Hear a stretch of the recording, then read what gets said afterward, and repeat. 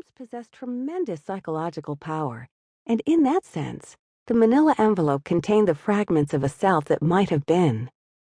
For the first time, I started pondering in earnest the age-old questions about nature and nurture.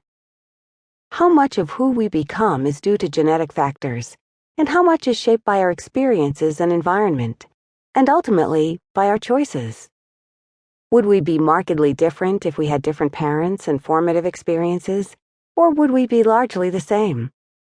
I'm sure my biological mother also wondered about the road not taken. How did giving away her child in her late teens mold and shape her for the rest of her life? How might she have been different had she made a different choice? There is a reason that alternate realities populated by doppelgangers are among the most common tropes in science fiction and fantasy. Curiosity about my own life prompted my interest in the science behind the self, namely, how a fully conscious, unique individual emerges from the genetic primordial ooze. It is a daunting subject. Each of us has a self, and because of this, we may think we understand the self. We don't. We can't even agree on what we mean by the self. There is no common vocabulary, making it difficult to discuss the science in a way that allows for fine demarcations of meaning across very different disciplines. Ask a physicist, and she might tell you that you are a collection of atoms, made up of even smaller subatomic particles, obeying well-defined laws as they interact via forces. Ask a biologist, and he might tell you that you are an organism whose form is the result of complicated processes involving genes and proteins and countless biochemicals, working in tandem with environmental factors to shape a unique individual.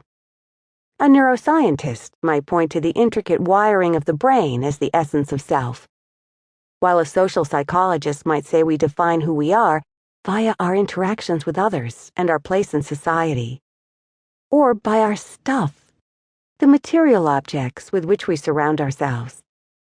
And if you ask certain French philosophers, you might be told that the self is primarily a cultural construct, and reality itself is just a persistent illusion, at which point your head will explode. At least one thing is clear. The nature versus nurture dichotomy is simplistic and outdated, long ago confined by serious scientists to the dustbins of history. As Francis Galton framed the question back in 1874, nature is all that a man brings with himself into the world. Nurture is every influence that affects him after his birth. Galton was one of the first to conduct a formal study of identical twins, now a mainstay of such research. Yet even he admitted that this definition is a convenient jingle of words, for it separates under two distinct heads the innumerable elements of which personality is composed. There is no question that blood will out for certain traits. I am within an inch of height and roughly the same weight as my biological mother before her pregnancy, with similar skin tone and hair color. Surely it is no coincidence that I was also bright and musically inclined, latching onto piano, guitar, and voice lessons with far more enthusiasm than my adoptive siblings. I blame my strapping Norwegian biological father for my broad shoulders and back, although his athleticism may well be reflected in my love for swimming, bicycling, and martial arts. Once, while attending a conference in Copenhagen, I stood next to a Norwegian woman in the restroom as we washed our hands. Our eyes met briefly in the mirror, and I was startled by the marked similarities in our facial features. Adopted children are unaccustomed to strong familial resemblance. But there are also less tangible traits that undeniably reflect, to varying degrees, the influence of my early home environment and unique life experiences.